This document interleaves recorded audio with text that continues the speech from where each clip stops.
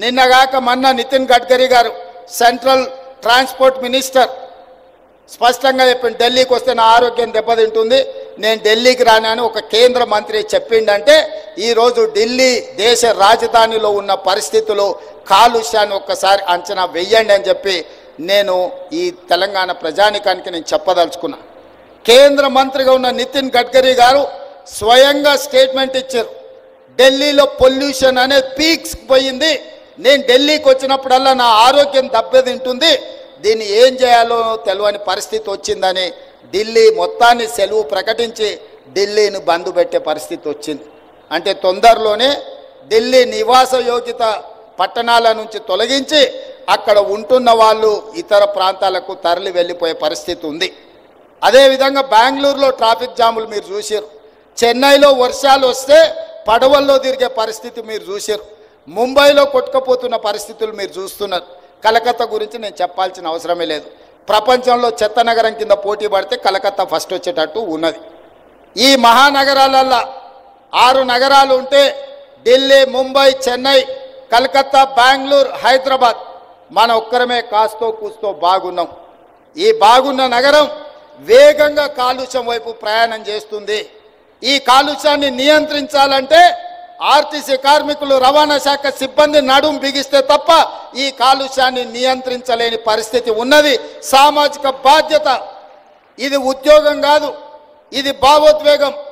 ఈ నగరం నిర్మానుష్య నగరంగా మారకుండా ఉండాలి అనంటే రవాణా శాఖ క్రియాశీలకంగా పనిచేయాలి, చట్టాలను పకడ్బందీగా అమలు చేయాలి, ఈ నగరంలో కాలుష్యాన్ని వెదజల్లుతున్న వాహనాలను నియంత్రించాలి, నియంత్రించడమే కాదు నిరోధించాలి. నిరోధించిన వాటిని 15 సంవత్సరాలు పూర్తయితే వాటిని స్క్రాప్కు పంపించాలి. అందుకే స్క్రాప్ పాలసీ తీసుకొచ్చినాం. కాలం చెల్లిన వాహనాలను స్క్రాప్కు పంపించాల్సిన బాధ్యత మీ మీదనే ఉన్నది. అదేవిధంగా ఇవాళ డీజిల్, పెట్రోల్, ఇతర ఇంధనాల వల్ల విపరీతమైన కాలుష్యాన్ని వెదజల్లుతున్నాయి. మరి దీన్ని నియంత్రించాల్సిన బాధ్యత మన మీద లేదా? అందుకే ఈరోజు మనం ఈ ఎలక్ట్రిక్ వాహనాల కోసం రవాణా ఛార్జెస్ 0 చేసినాం.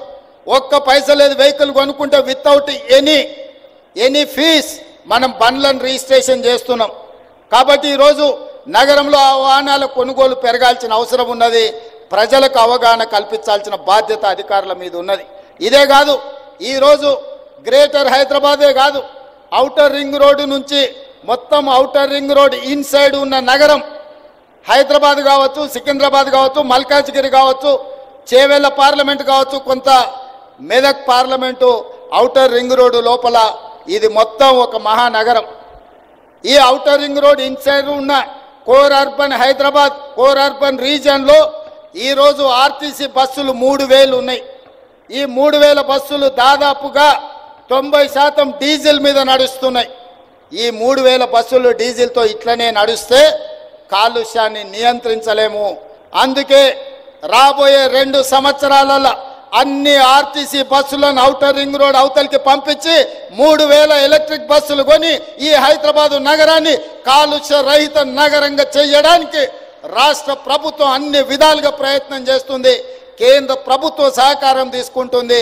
తొందరలోనే 2 సంవత్సరాలు పూర్తి చేసే లోపల 3000 ఎలక్ట్రిక్ బస్సులను కొని హైదరాబాదు నగరంలో ఔటర్ రింగ్ రోడ్డు లోపల డీజిల్తో నడుస్తున్న అన్ని బస్సులను ఇతర ప్రాంతాలకు తరలించి ఈ నగరాన్ని రక్షించడానికి పూర్తిగా ప్రయత్నం చేస్తాము.